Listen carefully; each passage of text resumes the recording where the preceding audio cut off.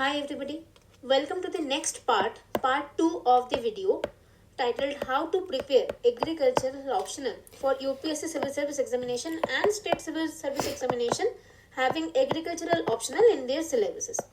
So this is Bratati Datta, All India Rank 346 in UPSC Civil Service Examination. So in the earlier video, I have discussed with you how to prepare paper 1 of agricultural optional.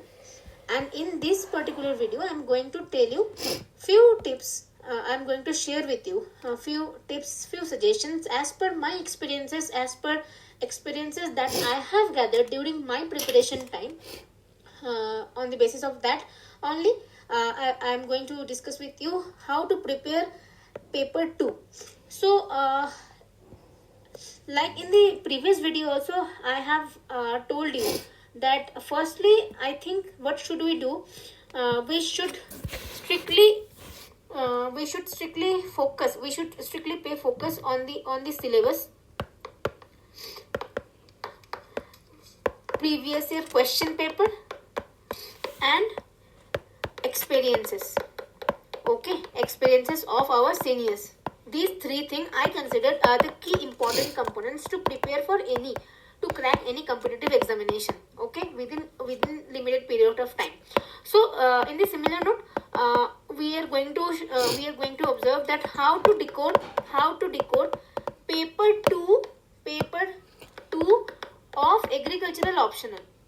Okay, so जैसे कि हम पहले वाले video में बात किए थे कि कैसे डिकोड किया जाता है कि पेपर 2 का जो सिलेबस दिया हुआ है उसको पहले मैं कितने पार्ट्स में डिवाइड कर सकते हैं वो देखेंगे, फिर ये पार्ट्स को कितने माइक्रो टॉपिक्स में हम लोग डिवाइड कर सकते हैं वो देखेंगे, फिर ये देखेंगे कि कौन सा माइक्रो टॉपिक्स के साथ कीवर्ड्स है जिनका हम नोट बना सकते हैं, माइक्रो टॉपिक्स एंड कीवर्ड्स. ठीक है, और फिर देखेंगे कि नोट कैसे बनाएंगे और कौन सा बुक लिस्ट या कौन सा ऑनलाइन रिसोर्सेस हम फॉलो कर सकते हैं इसके लिए.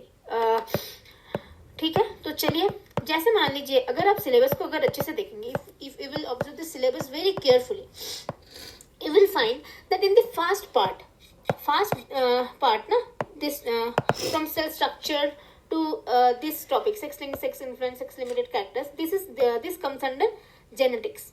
This comes under genetic subjects, right? Then this portion comes under breeding, plant breeding.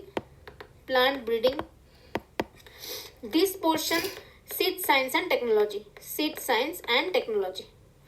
and this portion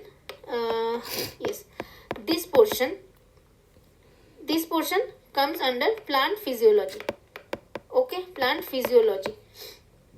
Then this portion comes under horticulture subject, and from this diagnosis of pest diseases to this portion, mode of action, this comes under entomology, agricultural entomology, means study of insects, pests and all these things, agricultural entomology. Okay, and last but not least, this portion is the miscellaneous portion, and mostly you can find some connecting dots from GS paper 3, like food security. There are many common topics like food security and growing population. Okay, then reason for grain surplus, public distribution system, trends in poverty, PDS, below poverty line situations, population, then like food grain productivity and food security. So you can connect this portion of the paper 2 syllabus with GS paper 3. Okay, how can you connect the dots? You can use your notes that you have prepared for GS paper 3. For example, you may have collected some reports, some data, some case study data, some case studies. ठीक है, while preparing for GS paper 3 agricultural and economics topics, so you can refer those fodder points here also to enrich your answers. Okay, so in this way, to prepare this portion, these topics, you can save your time by connecting this portion with GS paper 3.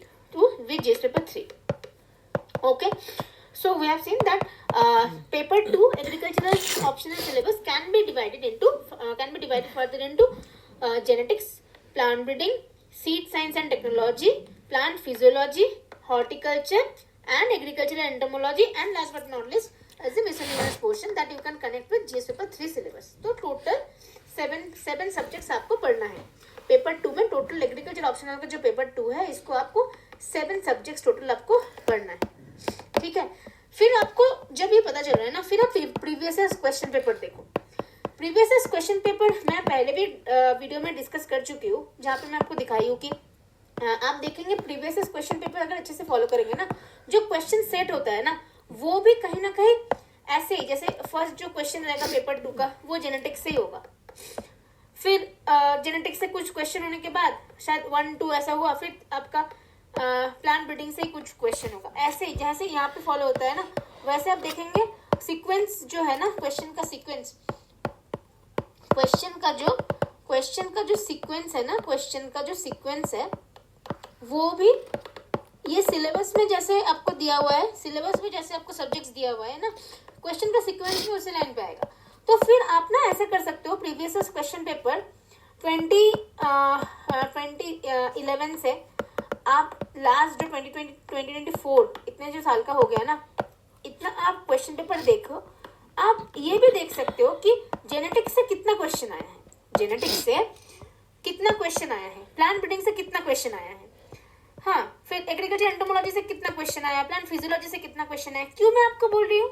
क्योंकि आपको फिर priority पता चलेगा कि कौन सा subject को कितना टाइम, कितना हार्डवर्क चाहिए, या कितना ज़्यादा वक्त आपको देना चाहिए, इन्वेस्ट करना चाहिए। आपको कॉस्ट बेनिफिट एनालिसिस पता ऐसे करना होगा। आप देखेंगे कि जेनेटिक्स एंड प्लांट ब्रीडिंग से बहुत ज़्यादा क्वेश्चन आता है comparatively than seed science and technology, या आपको जो लास्ट में जो मिसलेनियस पोर्शन है ना, इससे।